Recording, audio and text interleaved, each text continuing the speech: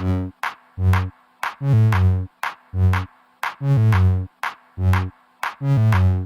tal, maestro? ¿Cómo va? Bien, ¿y tú? Bueno, nos hemos juntado acá para charlar un poco sobre su libro La Eternidad del Relámpago, que es su segundo libro, ¿no es así? Sí, Yo tengo sí. la edición antigua. Bien, bien, bien trabajadita, bien Sí, sí, sí, está leidita. bastante baqueteada, digamos. Bueno, me parece bien. Bueno, como bien dice en el libro, el, el zen es difícil, pero el sazen es fácil.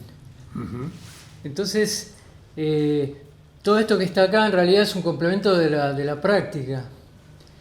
Y bueno, salvando ese obstáculo, vamos a intentar hablar del tema y ver los conceptos que por ahí en la práctica se harían absolutamente claros, ¿no? Claro. Pero bueno, lo primero que le voy a preguntar es esto. Yo lo que veo que en el libro hay muchos conceptos que resultan desafiantes para la mente cotidiana, la mente convencional, ¿sí? Sí. Y hay muchas paradojas Ajá. en todo el texto. Por ejemplo, uno que me viene ahora, que estoy leyendo, es el concepto del tiempo, de que el tiempo lo único que hay es el presente, de que en realidad el pasado y el futuro no existen. También el hecho de que, algo que se menciona en el libro también, de que nosotros creamos esa continuidad, incluso cuando nos despertamos a la mañana y creamos esa línea que une el pasado, el presente y el futuro, pero que en realidad sería como una ilusión. El tema del tiempo es fascinante, por lo menos para mí me resulta fascinante, porque el cerebro no puede verlo de otra manera más que presente, pasado, futuro.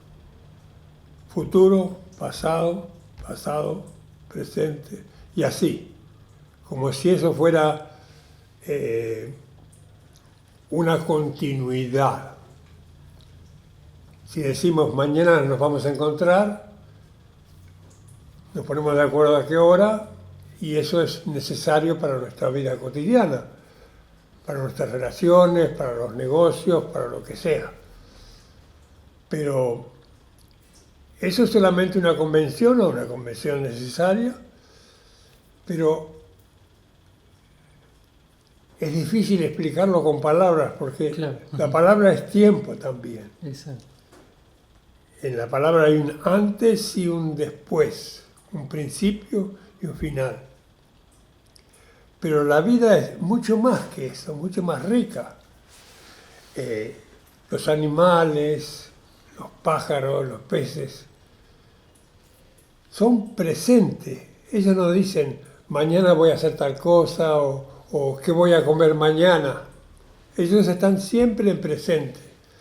Nosotros, como que decía el maestro Dogen, hemos tenido la suerte incomparable de nacer bajo la forma humana. Esta forma humana tiene muchas ventajas, digamos, pero también en esas ventajas está un talón de Aquiles, que es quedar atrapados en el tiempo lineal, ¿no? Entonces, el tema del tiempo es realmente fascinante.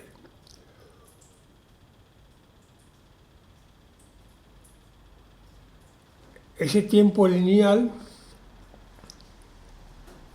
está en los humanos y pertenece al mundo del yo, al mundo del ego, que es tiempo. Cuando nos podemos detener, sobre todo a partir del zazen, concentrados en la respiración, dejando pasar los pensamientos son tiempo, pero concentrados en la respiración, fíjate que la respiración siempre es ahora.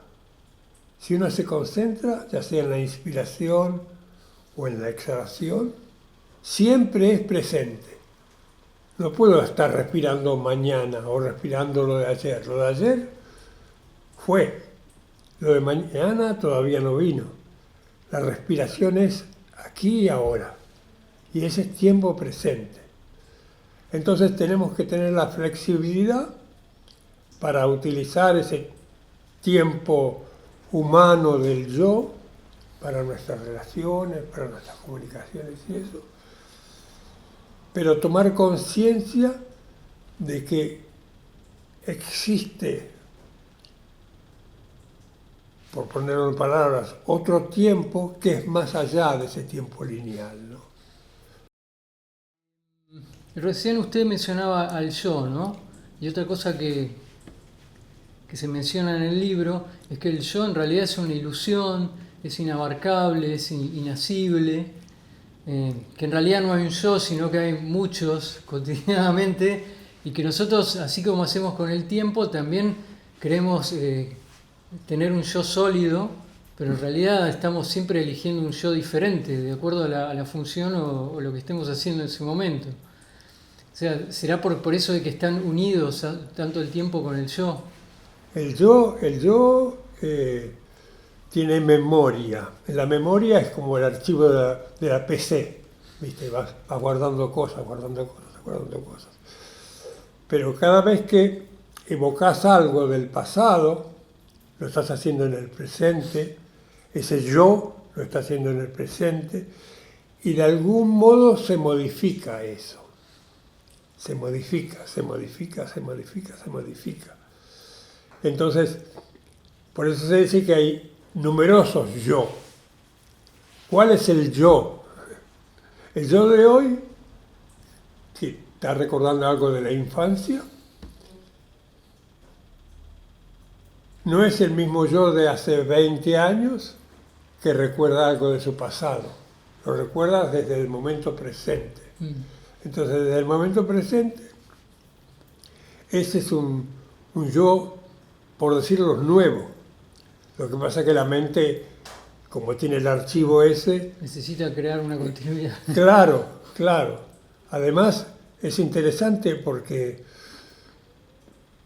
yo, por ejemplo, me miro en el espejo.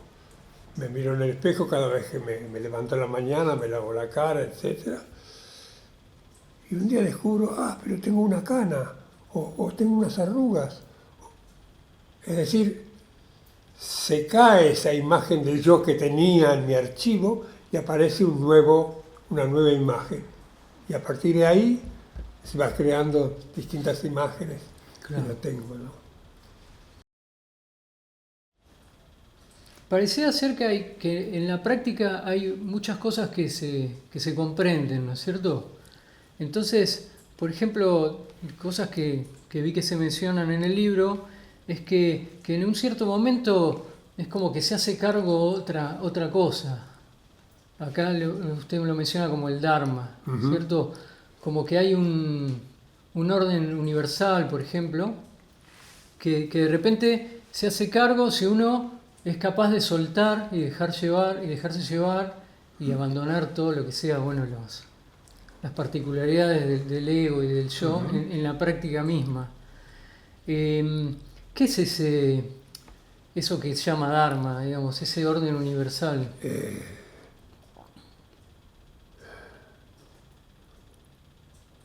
La práctica posibilita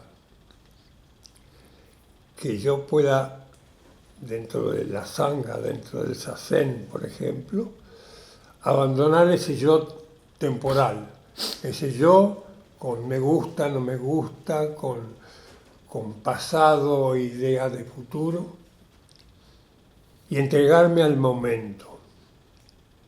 En el momento ocurre lo que ocurre, y entonces la práctica es fácil, pero explicar qué es lo que ocurre, eso lo hace más complicado, Sí. porque mi explicación, vos podrías decir, sí, lo estoy entendiendo, pero lo que estás entendiendo a lo mejor no es lo que yo quiero transmitir. Entonces, a través de las palabras, se va como embarrando, Sí. embarrando ese principio cósmico universal. Seguir al Dharma, seguir las enseñanzas de los maestros, ¿no? Es decir, seguir las enseñanzas de los maestros significa ir más allá de nuestro egoísmo. Cuando se escucha la palabra egoísmo parece que fuera algo malo, o tú eres un egoísta. No necesariamente. Egoísmo, el ego, es algo que todos tenemos y que necesitamos para la vivencia de todos los días. Pero si nos quedamos apegados a eso, no podemos hacer contacto con ese Dharma transmitido, que es lo esencial. Es decir, podemos decir, hoy está lloviendo, o alguna vez, hace un par de años, estando allá en la zona de Bariloche, en el mes de noviembre, primavera, casi verano, nevó. Entonces la mente dice, ¿cómo puede ser que esté nevando ahora que haga frío? ¿No? Pero esa es la mente que dice eso. Lo que está ocurriendo es lo que está ocurriendo ahora, ¿no? Entonces, eso es seguir el Dharma, seguir la enseñanza. La enseñanza de los maestros dice aquí y ahora. Es decir, aquí significa que no existe otro tiempo más que este tiempo que estamos dialogando. Y es una paradoja, porque a lo mejor este video que estamos transmitiendo ahora se ve dentro de 10 años. Pero la persona que está viendo ese video dentro de 10 años es ahora. Es una paradoja. Sí. Decimos ahora y no hay otra cosa más que este ahora nuestro. Y decimos aquí porque te imagines cualquier cosa, cualquier lugar que podrías estar ahora o haciendo qué cosa ahora. Uno puede imaginarse lo que quiera, pero la realidad es que estamos aquí. Claro. Entonces, Sí. si uno saca la cabeza, dice, ¿qué otra cosa hay más que aquí? Porque lo que puedo imaginarme, está muy bien, está en mi mente, en el archivo de la computadora, sea lo que sea. Si yo puedo dejar descansar, apagar por un momento esa computadora necesaria para la vida cotidiana, si yo puedo apagarla, dejarla de lado, estoy aquí. Estoy aquí, estoy contigo, ¿no? Entre otras cosas que yo vi que parece ser que en la práctica se hacen evidentes, una es que, por ejemplo, se siente la libertad, o se siente que en realidad no hay amenaza. Digamos, usted lo pone como la frase no hay donde escapar, ¿no? Que no hay nada que nos amenace, que somos libres en realidad y que estamos completos. Es así, ¿no es cierto? Eso en la práctica se hace un poco evidente. Cuando uno está en un momento conflictivo por amores contrariados, por negocios que vinieron mal, uno está preocupado y en el mundo de su mente a ver cómo arreglo esto o cómo soluciono lo otro. Cuando eso se apaga, ¿dónde está el problema? ¿Dónde está el problema? No hay problema. No hay problema, el problema está en mi mente. Obviamente, si yo tengo que pagar una cuenta y no tengo dinero en el bolsillo para pagarlo, los ingleses muy filmáticos dirían, ¿qué problema voy a tener el lunes? ¿No? Pero en este momento, si yo puedo apagar ese conflicto, dejarlo descansar, limpiar la mente, despejar, si yo puedo sentarme a zen o salir a caminar, si puede ser por un parque o por un bosque, ventilarme un poco y hacer descansar esa mente que se va afiebrando, que se va complejizando. Si yo puedo apagar eso, apagar, hasta hacerlo desaparecer, lo más probable es que pueda encontrar de repente una solución a ese problema concreto, práctico que me acucia, ¿no? Es posible. Ujú. Pero es porque la mente se ha calmado. Y entonces incluso puede encontrar una solución que no estaba hasta el momento dentro del archivo de mi mente.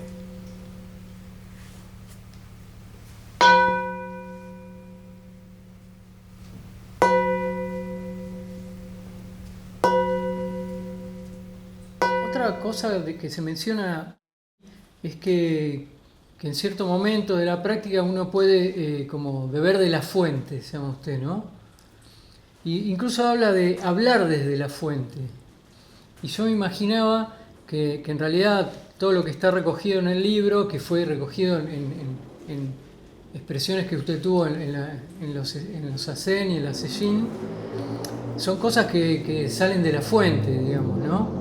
De hecho, particularmente a mí me pasó cuando leí la primera vez este libro, es que yo hacía muy poquito que venía acá, no entendía casi nada, no muy diferente que ahora, pero... Fantástico, fantástico, fantástico. No hay nada que entender. Pero sentía que el libro hablaba desde un lugar muy verdadero, como que me vibraba o me resonaba en algún lugar y yo decía, esto es verdad. Entonces, una cosa que se me hizo patente es que ese saber estaba viniendo de algún lugar profundo, digamos, ¿no? Perdóname si te interrumpo. Yo creo que ese lugar profundo está en todos nosotros. Que está tapado por nuestros conocimientos, necesarios, como digo, pero está tapado por el yo, está tapado. Cuando podemos silenciar eso,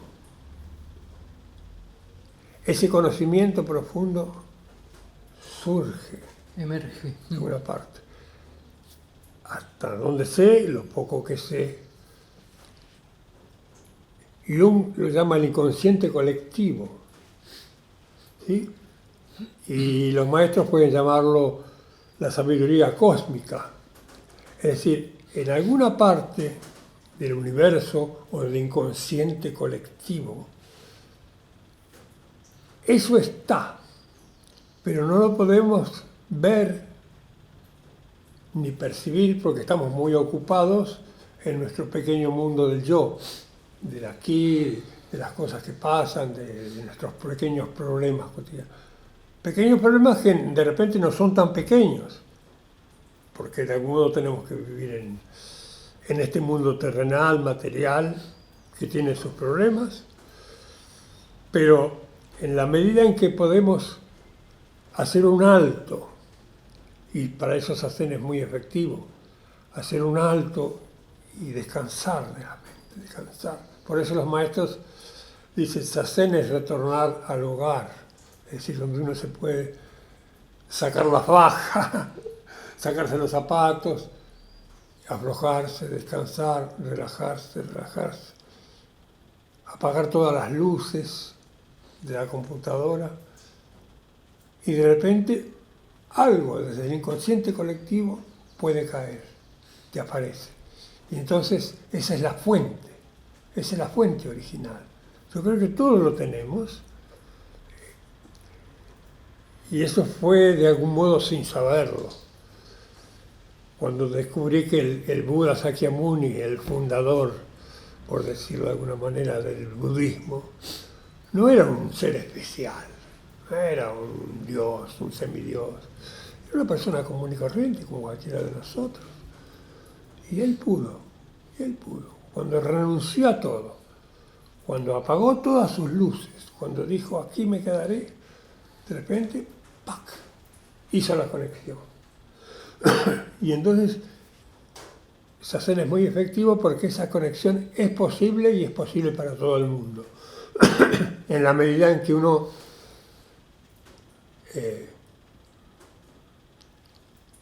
se anime a despojarse. Por eso yo siento que la práctica, la estructura del zazen, la estructura de una sesshin, son muy, muy ricas, muy buenas, porque a alguien le puede pasar así, que de repente se ilumine solito, y ha pasado. Pero estando dentro de la sangha, estando en comunión con los otros crean, junto con uno participando, una atmósfera que posibilita que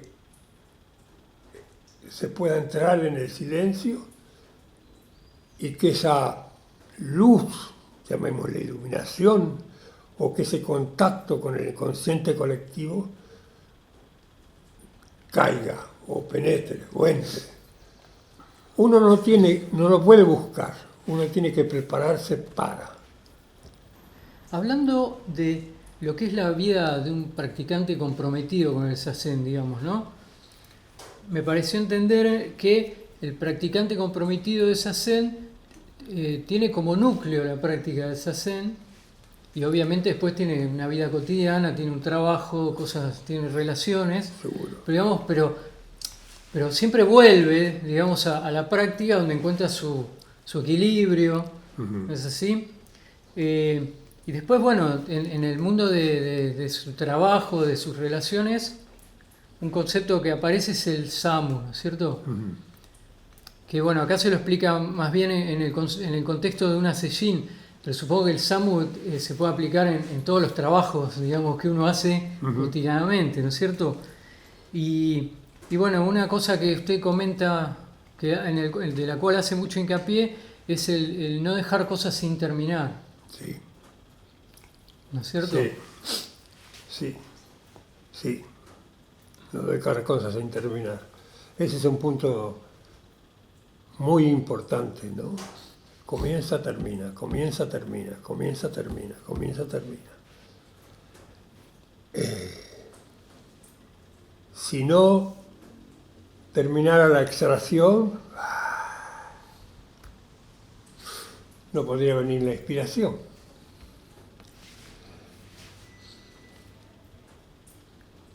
Comenzar y terminar una cosa es la vida misma eso. Es decir, si yo estoy trabajando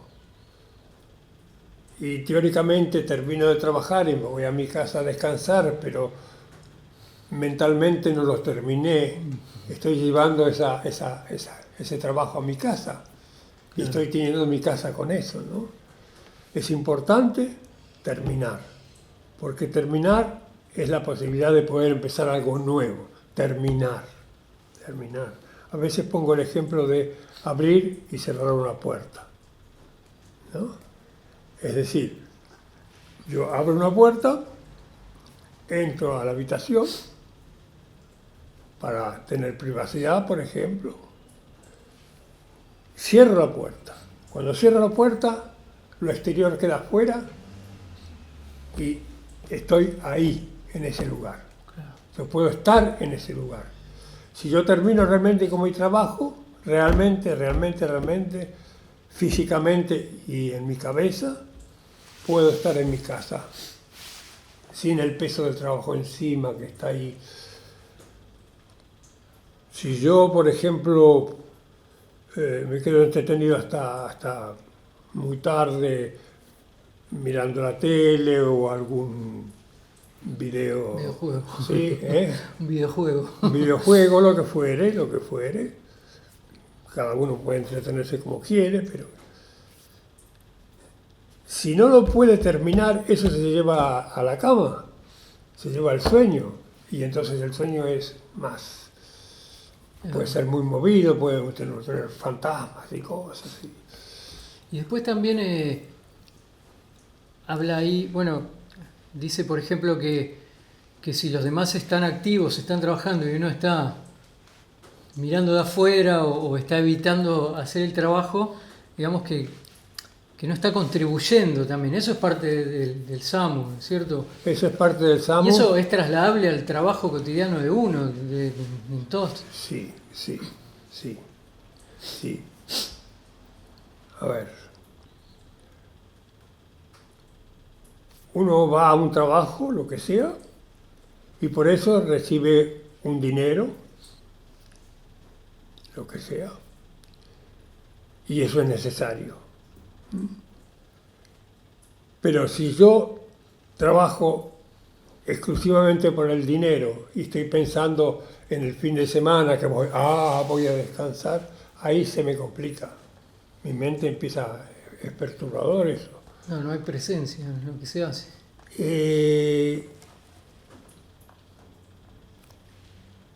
Es importante en un trabajo normal, natural, recibir un dinero por ese trabajo. ¿Sí? Es necesario. A veces mejor pago, a veces mal pago, a veces peor pago. Pero es eso. En la medida en que yo puedo decir, bueno, tengo ese trabajo porque no tengo otra cosa, porque necesito llevar dinero a mi casa, necesito para vivir. Perfecto. Pero entonces, ahora estoy en el trabajo, voy a tratar de concentrarme en este trabajo y hacerlo lo mejor posible, sin pensar en cuándo voy a cobrar, cuándo voy a disfrutar el fin de semana. Tratar de sacar eso de mi cabeza, porque eso crea un conflicto, crea un cierto sufrimiento y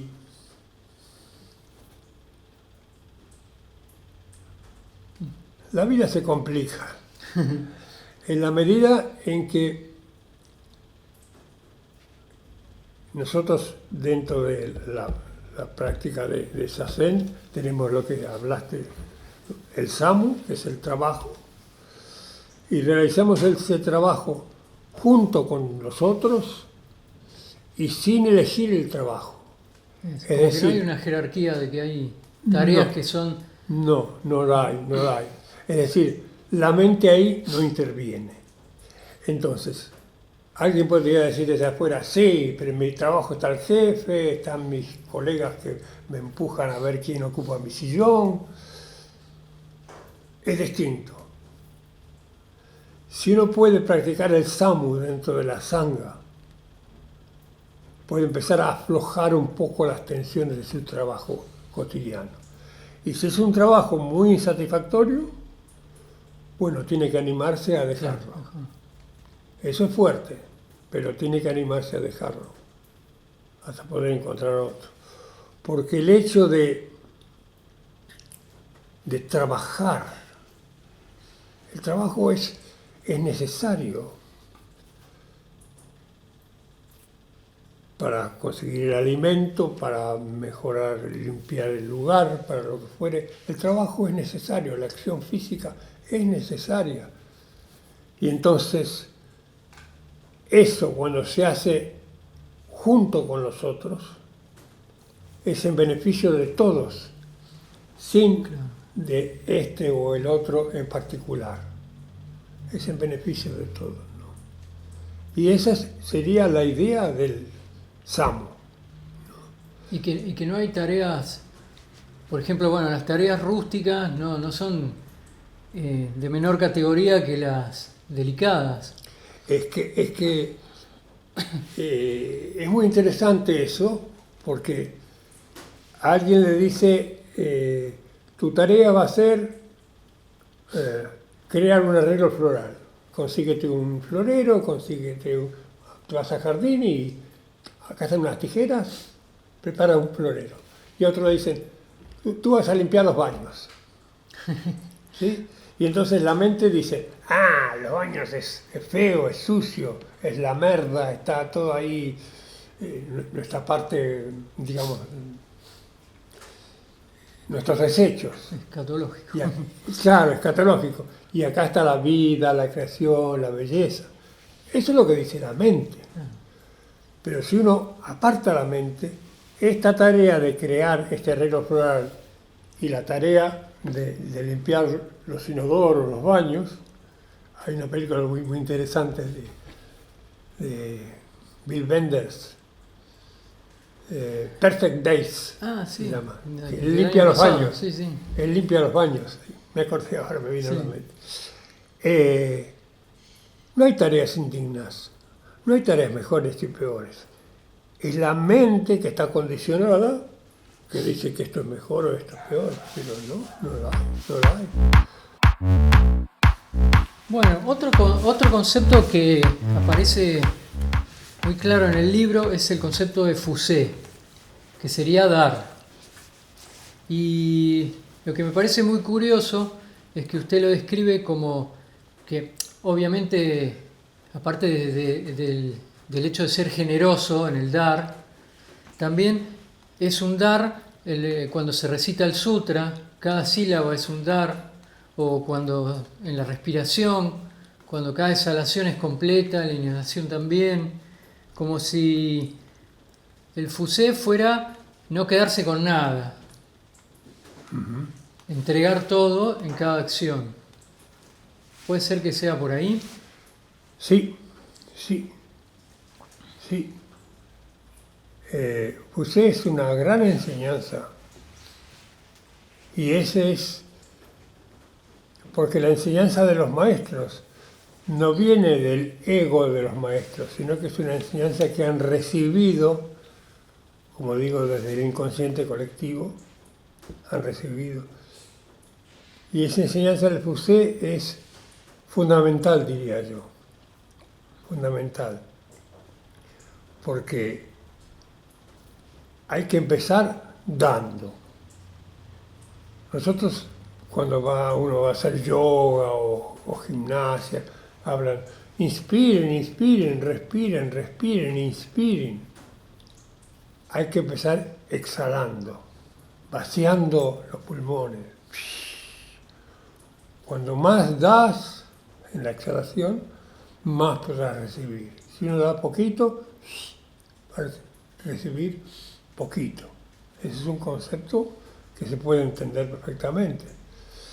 Entonces, ese dar se puede extender a lo que sea, al dinero, a las relaciones.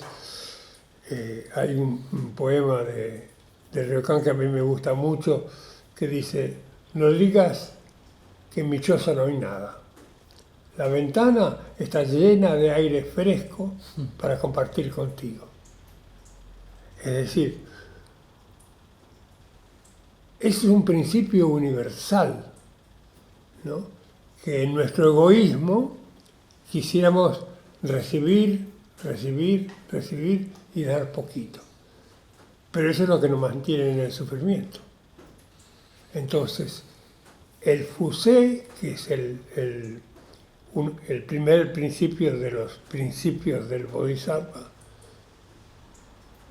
es dar, ¿no? Y siempre podemos dar, siempre existe dar. Y en la medida en que podemos dar, como una ley universal, cuanto más das, más recibís. En la medida que más podemos dar, más felices nos vamos a sentir.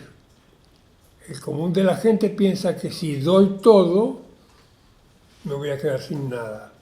Pero eso no es así, porque el equilibrio universal habla del dar. Yo recibí una lección, esto es personal, estando en Japón, en el templo. En Japón, en los templos, no te cobran. Ellos esperan que cuando uno se retira, cuando uno se va, haga un fusé, un donativo. Entonces yo puse un dinero, unos dólares, en un sobre y lo puse detrás del altar, que es donde ellos reciben las ofrendas. Y bueno, porque al día siguiente ya me iba. Cuando me estaba yendo, aparece el maestro y me ponen las manos así el mismo sobre, ¿sí? Y entonces yo agradecía, me fui, lo saludé a los compañeros, qué sé yo, me estaban despidiendo, sayonara. Cuando abro el sobre, no solamente tenía el dinero que yo le había dejado, sino que él me había dejado más dinero. Oh, Sí, esa es una experiencia que tuve.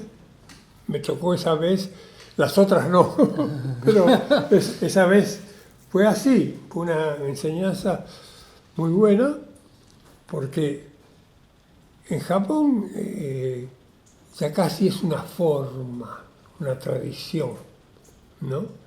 Cuando alguien, un pariente, un amigo se va de viaje, generalmente le dan un sobre con dinero. Como no van a poder estar con ellos, como no lo van a poder abrazar, para el viaje. Cuando Roshi-sama, mi maestro, me dio ese sobre, me dijo for lunch, para el viaje, para que comas algo en el viaje. lunch. Sí, como dándole, digamos, una menudencia. Sí. Y poco o nada, no importa, lo importante es dar. Y dar hace muy bien, hace dar muy bien. Lo femenino en la madre es un dar, es un dar. No te pide nada a cambio, eso es. Ese es un ejemplo muy, muy rico en nuestra naturaleza. La madre siempre está dispuesta a darte el pecho cuando eres un cachorro, un niñito, un bebé. Está dispuesta a recibirte aunque hayas cometido algún desliz, alguna fechería. Bueno, vení. Séntate acá al lado mío. Claro, dar sin condiciones. Exacto. Incondicionalmente. Exacto. Entonces, en la medida en que uno puede dar sin esperar respuesta, la respuesta vendrá. Tal vez no de la persona esa, pero vendrá de otros, de otras partes. De otra parte va a venir. En la medida en que uno puede dar y creo que lo más importante que uno puede dar, aunque no es importante lo que uno da, pero lo más importante es el tiempo. Nosotros no solemos valorar nuestro tiempo. Nuestra vida acá en este mundo es muy limitada, muy limitada. Aunque vivamos 100 años o más, en algún momento se acaba. Y el tiempo es valioso. En la medida en que uno va descubriendo el valor del tiempo, entonces trata de no perderlo en tonterías, en locubraciones intelectuales tortuosas, sino utilizarlo para descansar, para trabajar, para relacionarse con los amigos, lo que fuere, pero también para dárselo a otro que necesita que lo escuche. Un enfermo necesita que uno esté sentado al lado de su cama, por ejemplo. Eso es fabuloso. Es casi tan fabuloso como el poema de Reucán, la ventana está llena de aire fresco para compartir contigo. Uno no hace nada, está sentado al lado del enfermo y simplemente está ahí. Y a lo mejor está entubado y no tiene conciencia muy bien, pero hay una atmósfera que en alguna parte lo va a percibir. Y si no lo percibe,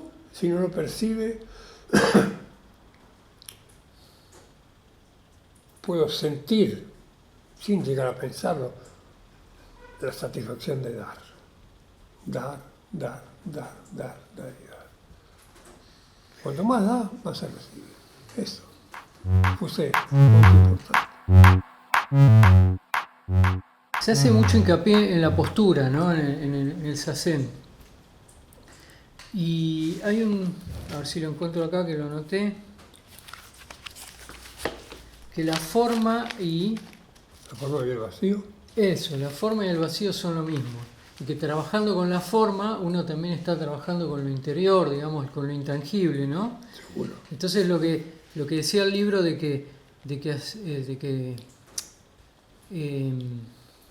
cuidar la postura en el zazen, indirectamente está trabajando con la parte no visible, digamos. La postura durante Zazen, es la postura que se heredó de la enseñanza del Buda Sakyamuni, es una postura también cósmica y universal.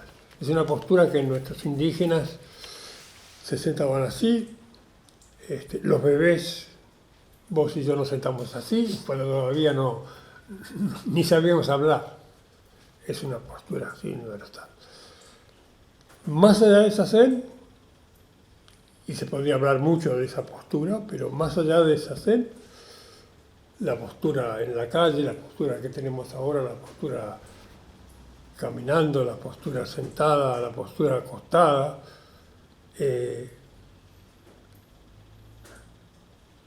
hablan de nuestro espíritu.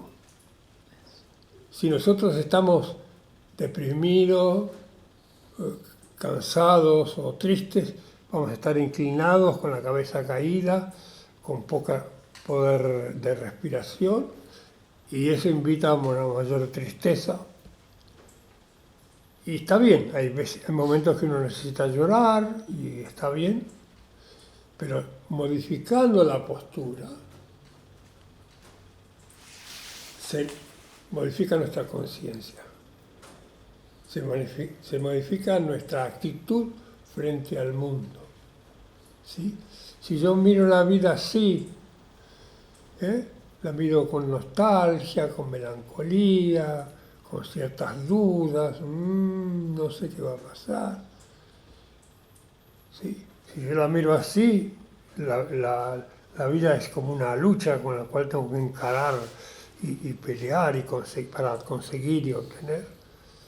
Si yo la miro desde una manera más equilibrada, la veré de una manera distinta.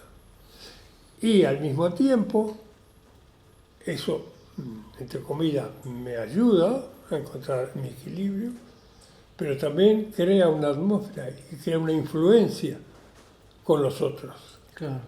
¿Sí? Si yo voy a buscar un trabajo, yo vengo acá porque, qué sé yo, me van a dar a lo mejor el trabajo y me van a dar 3 monedas. Pero si yo voy con una actitud más equilibrada, puedo también mejor evaluar y seré mejor recibido también. Es un poco lo que acá también comenta de la dignidad, ¿no? La dignidad en la postura y en la forma de estar en la vida. Seguro, ¿no? seguro. Sí, porque nuestra actitud frente a la vida nos cambia la vida. Parece una perogrullada. Porque también cambia el entorno. Si yo rectifico mi columna, rectifico mi vida. Si yo rectifico mi vida, voy creando una atmósfera en mi entorno que es muy distinta. Así estoy así melancólico, triste, yo no sé, yo no puedo, yo no valgo, o si yo estoy así con el pecho así tirado para adelante y tratando de atropellar a todo el mundo, voy a crear en el otro eso. En cambio, si yo puedo tener esa postura equilibrada, creo una ida y vuelta, un feedback con el otro, con los otros. Sí, la postura durante Zazen, como te digo, es una postura cósmica y universal. En los años 60 más o menos se hizo toda una investigación con electroencefalogramas, electrocardiogramas, los aparatos médicos de esa época. Y probaron distintas posturas y vieron que esta postura que nosotros utilizamos para Zazen es la más correcta para estar tranquilo, relajado, equilibrado y sin dormirse, sin quedarse dormido. Aunque algunos a veces con mucha experiencia logran dormitar un poco también. Pero eso es otro cantar. Volviendo a los conceptos paradójicos, ¿no? Que están presentes en el libro, hay uno que es la práctica y la realización son lo mismo, ¿no es cierto? Y digo paradójico en el sentido de que, bueno, obviamente cuando la práctica se hace cotidiana y con el tiempo se va mejorando. Sí, Pero al mismo tiempo cada práctica es única y es sí. la única en el universo. Y es como si en esa única práctica todas las otras que uno hizo anteriormente no contaran, ¿no? Claro. Desde el punto de vista del ego, hay progreso, Claro, eso, la idea o de progreso. retroceso, o estancamiento. Son los tres conceptos que la mente maneja. Si no es progreso, es retroceso o es estancamiento. Pero si yo saco al ego, veo que esto es presente, no hay ni progreso, ni retroceso, ni estancamiento. Es este momento, nada más que este momento. ¿Sí? Entonces, si en este momento yo,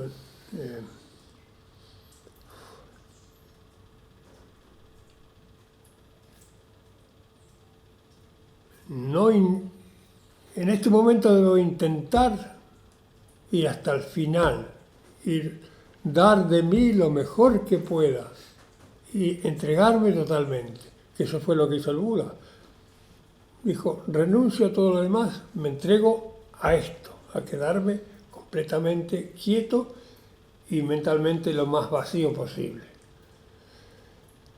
Entonces, me perdí con la pregunta por dónde venía, pero No, está bien.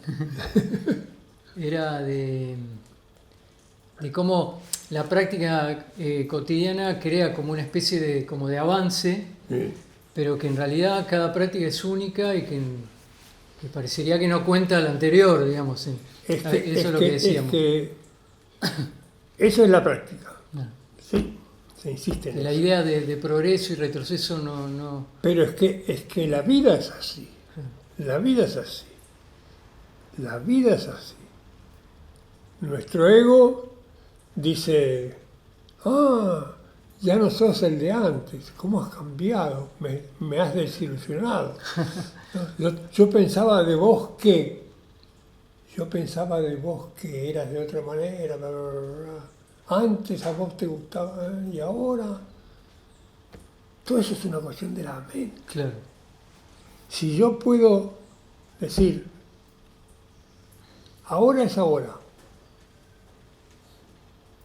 ¿sí? Entonces puedo compartir contigo este momento así como somos uno y el otro en este momento. ¿Sí? Entonces, esa enseñanza, y en el Zen está lleno de enseñanzas que a veces uno trata de transmitirlo en palabras y nunca termina de alcanzar, es muy profunda, porque esa enseñanza no es una enseñanza para contarle a los nietos, sino que una enseñanza que puede y debería uno trasladarlo a la vida cotidiana. Como te digo, no es solamente para Zazen, no hay progreso ni retroceso, sino para la vida misma. ¿Sí? Porque cuando yo me quedo apegado a eso de ya no sos el que eras antes, ahí empieza el sufrimiento, ahí empieza el conflicto, ahí se me cae la imagen que tenía de vos y me quedo desorientado, ¿no? Claro. Si yo puedo sacar eso y puedo establecer una verdadera comunión con quien estoy conversando, ¿no? Bueno, si le parece, le haría como una última, ¿no? Para ir cerrando. Sí. En algún lugar la tengo anotada. Bueno, la voy a tratar de improvisar. ¿Cómo es que una práctica tan minimalista, digamos, como es el Zazen, abarca todos los aspectos de una vida humana, digamos? Tal vez por eso, tal vez por eso. Un sendo es un espacio vacío, sin adornos, y uno se sienta mirando al muro. O sea que uno no tiene nada. Es decir, incluso, como eso para muchos resulta difícil, frente al muro por ahí se empieza uno a pasar su película particular, su film particular, inventa cosas, empieza a ver manchitas en la pared, caritas en la pared.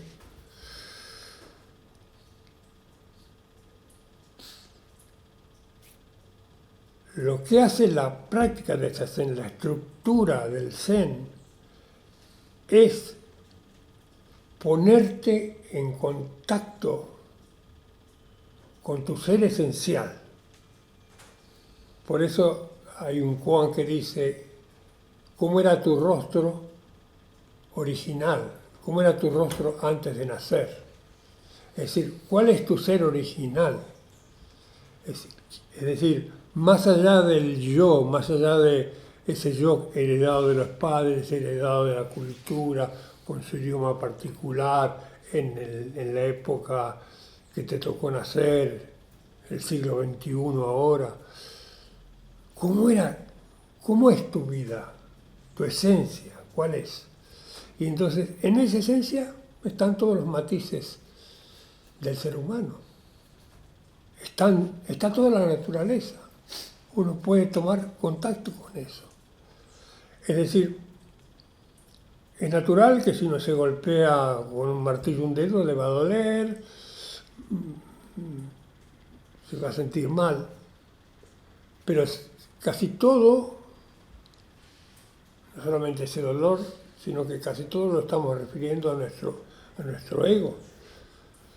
Y nos olvidamos que venimos, alguien diría, de las estrellas del universo, que encarnamos y cada uno encarna por un padre y una madre de forma distinta, en lugares distintos, con idiomas diferentes, etc. Pero que esencialmente somos esa misma esencia, tenemos esa misma esencia. Entonces, uno descubre también que esa esencia no está separada del otro. Si bien, como digo, cada uno es distinto, pero no estamos separados. El aire que respiramos es el mismo, con todo. Y ese mismo aire es el de los pájaros, es el mismo, el que necesitan los árboles, las plantas para vivir. Estamos relacionados con la naturaleza, estamos relacionados con las piedras, estamos relacionados con los océanos y estamos relacionados con los humanos. Cuando nos quedamos muy encerrados en nuestro egoísmo, empieza el conflicto, la lucha, ¿sí? Porque puede haber atracción, amor, sexualidad, fantasías maravillosas, después viene la desilusión, después viene el proceso de separación y dicen este es horrible, aquella es horrible, y el divorcio, los abogados, etcétera. Y eso es humanamente algo que ocurre y no sé si decir que es natural, pero es algo que ocurre. Cuando yo digo que a través de la práctica de Zazen, practicando, perseverando en la práctica, podemos ir más allá,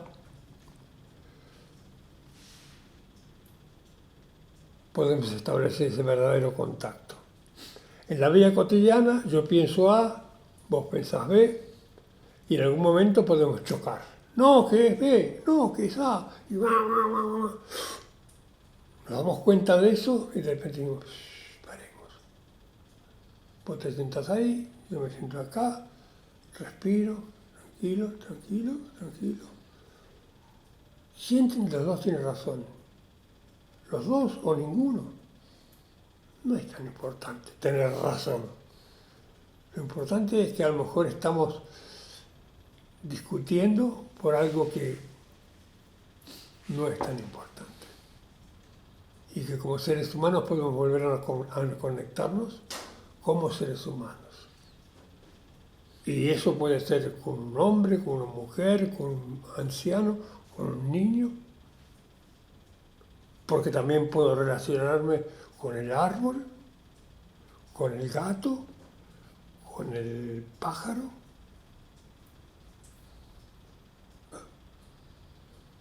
Empieza a aparecer otra cosa. Así que bueno, Así que bueno, aquí estamos. muchas gracias. Gracias por tus preguntas, Muchas gracias. son muy interesantes. Y me comentaste que lo habías prestado. Sí, un par de veces lo he prestado a personas que le interesaron mucho. Sí, yo creo que el libro es como una botella tirada al océano, con el mensaje adentro. Claro, Es un mensaje y está bien, pero en la medida en que más allá del libro podemos hacer los pasitos, estoy golpeando la mesa, y sentarnos a practicar, eso está bien. El libro es un vehículo, como digo, una botella tirada al mar o un bote que te puede llevar a la orilla de la práctica. Pero lo importante es la práctica, porque con el libro uno está leyendo, recibiendo intelectualmente, sintiéndolo, pero es como leer el menú del restaurante. tal cual. Después habría que ir al restaurante.